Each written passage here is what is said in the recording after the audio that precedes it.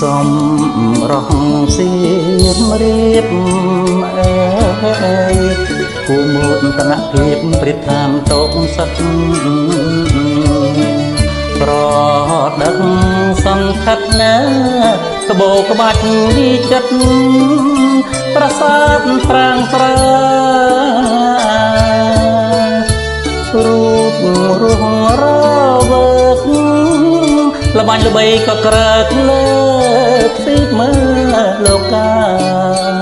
បុព្វបុរសរបស់ខេមរាក៏សាងសាវតាមហានគរប្រាសាទបាយ័នអេប្រាសាទនិពន្ធបណ្ណតានៃ